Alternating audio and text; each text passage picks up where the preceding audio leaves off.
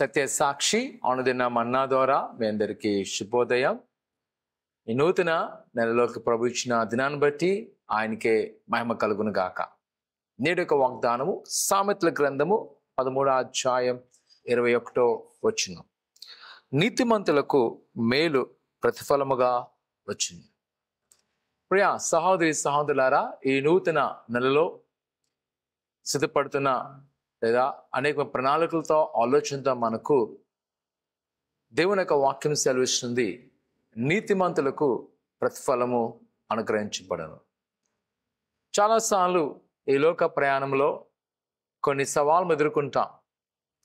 కొంతమంది చూసినప్పుడు వారు అన్యాయంగా అక్రమముగా అభివృద్ధి చెందుతూ ఉంటారు.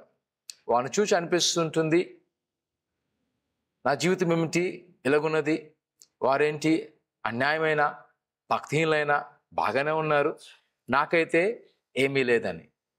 కానీ దేవుని యొక్క వాక్యం చెప్తుంది, నీతిమంతులకు ప్రతిఫలం వచ్చింది.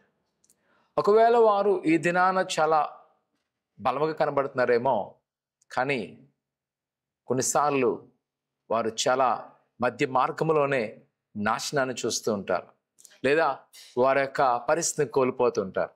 కానీ నా ప్రియ కుమార్తె ప్రభు కొరకు ఉంటే, ప్రభు మీద ఆధారపడి ఉన్నట్లయితే, ఒకవేళ ఈరోజు మనం బాధపడుతున్నాం, దుఃఖపడుతున్నాం, వేదన పడుతున్నాం, కానీ నీతిమంతుల్ని దేవుడు ఆశీర్వదించు, ఆయన ప్రతిఫలం ఇచ్చు.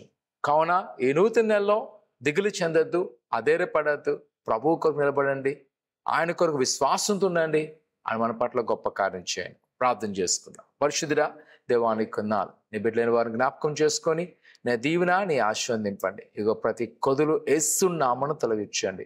ఇదిగో ప్రభా, నీ సన్నిధిలో ఏదైతే కోరుకున్నారో ప్రతి కొరకులు సిద్ధింపచేసి, మరి ముఖ్యంగా ఈ నూతన నెలలో వారు ఏదైతే నేను తలపెట్టబోతున్నారో ఆ పనులన్నీ సఫలం చేయమని, ఆయన వారెన్నడూ నీ మార్గాన్ని విడిచిపెట్టకుండా, నిరాశపడకుండా ధైర్యపరచమని యేసు నామమున అడుగుతున్నాం తండ్రి, ఆమేన్.